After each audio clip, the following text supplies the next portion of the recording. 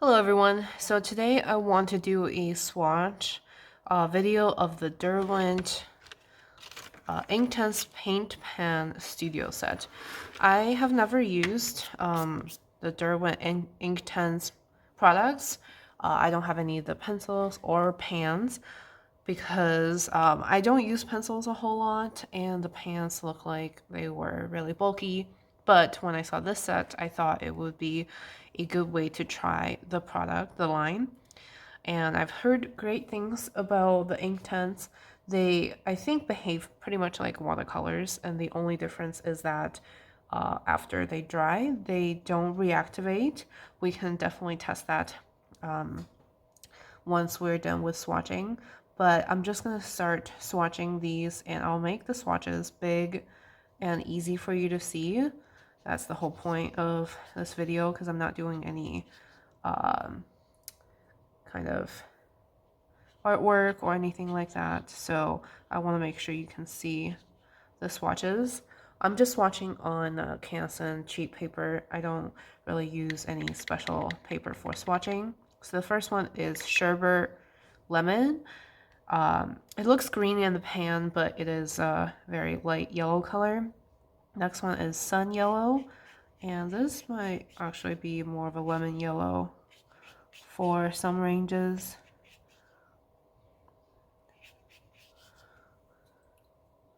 Hopefully these swatches are big enough for you to see. Next up is Mango. The colors are not traditionally named and there is no pigment information on the box. But I wonder if there is pigment information on their website. I'm not familiar. I can look and see if I can find any pigment information. And to swatch, I'm using a Princeton Neptune number 4 brush. Next up is Bright Orange. So I really like the mango color. It's very nice orange. Bright Orange is more of a reddish orange color. Really nice as well, really pretty.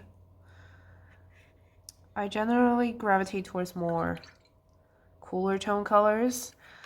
So let's see, Cherry is next.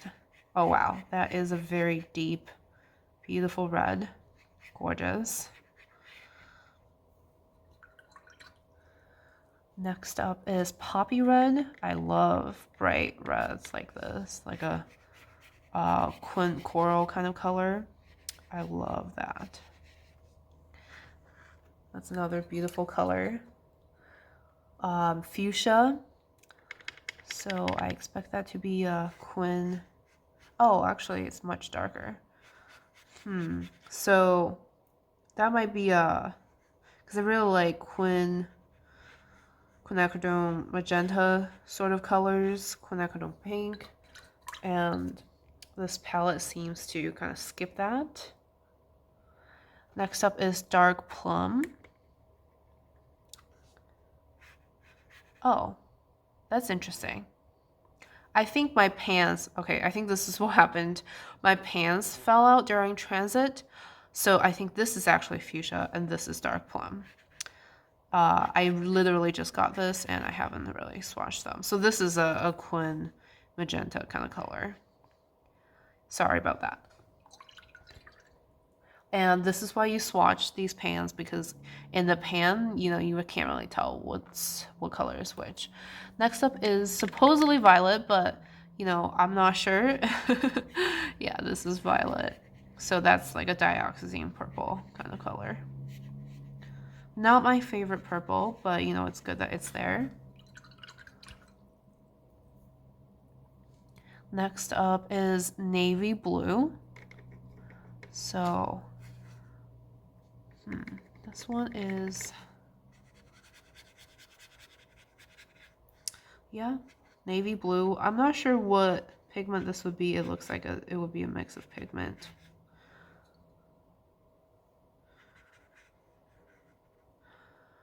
And let me just get a little bit more of that because I don't think I swatched that well. Next up is mid ultramarine.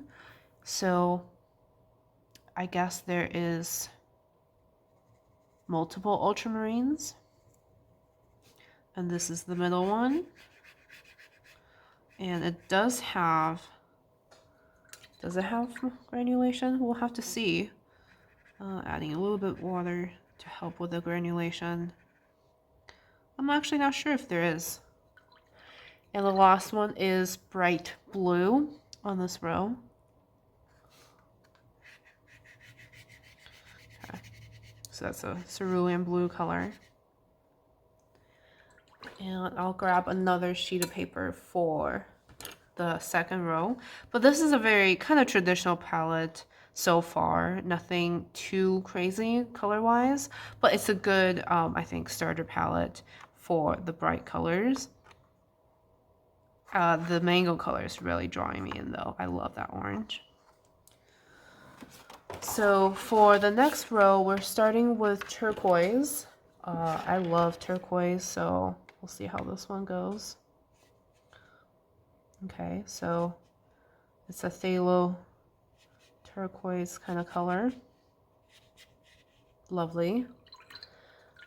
Next is teal green. So these are my kind of color, the turquoise and the teals. This is more green leaning. Looks like phthalo green. So that's not my personal favorite when it comes to teals. Next up is called racing green. So this is kind of like a perylene green color. Very moody, and I love that. Love that green. Next one is Ionian Green. I don't know what that means. And that's, you can probably see that the pans are a little, they're not very secured in the little slots. They're slightly smaller than the half pan. I think these are the half pan. So they kind of jiggle a little bit, but it's not to the degree that you can't use it, so it's okay. Next up is Hooker's Green. Hooker's Green is definitely not my favorite. It's just too kind of bright, unnatural green. And it's interesting because I love, May green, which is also a very bright color. Like this one coming up, Kiwi is what it's called, but the spring green color. I love that. Even though it's also very unnatural, but I love more of a yellowy green or and you can make beautiful olive green colors with that. This kind of green is, in my opinion, too green, if that makes sense. But everyone has their favorite, have their preference. Burnt yellow ochre is next. Love yellow ochre. For a long time, I feel like I didn't use neutral colors, but now I can't get enough of it. So, coming in phases with different colors that I love. Next is red oxide. Kind of like a red oxide, Venetian red sort of color. Next up is natural brown. So these re-wet amazingly well. I didn't even give it a spritz. I usually do when I open my palette, but my water spray isn't really working. But yeah. Okay. Next up is Payne's Gray. Oh, I love Payne's Gray. We'll see how this one. That's a beautiful Payne's Gray. Love it. Ink Block is next. I almost exclusively use Daniel Smith Lunar Block because I love the granulation, but this is okay as well. This looks like a lamp block. And the last one is Antique White.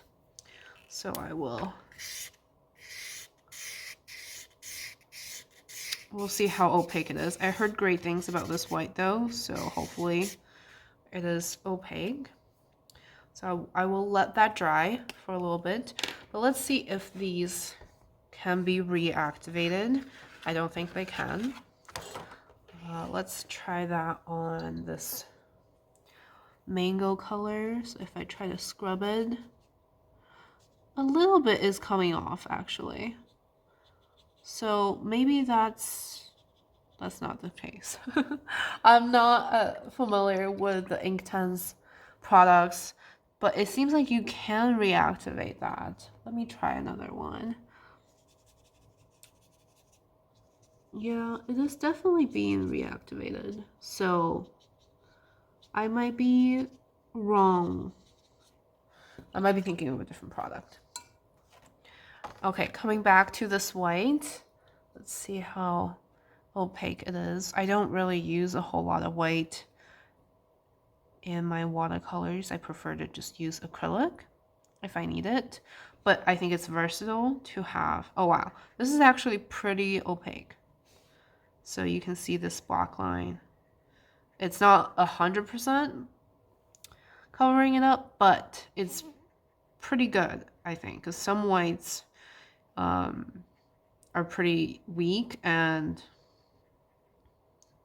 yeah, I think with this white you can actually create some lovely highlights. I mainly just wanted to try the Inktense formula, and I really love how easy it is to re-wet. They re-wet beautifully, but it feels just like a regular set of watercolor to me. I don't feel any different, and I personally love color granulation, and in fact I have a whole granulation video that I can link in the cards. But so I don't know, these are just a little flat for me, but it's good to have that and be able to try different formulas. So hopefully this video is helpful for you.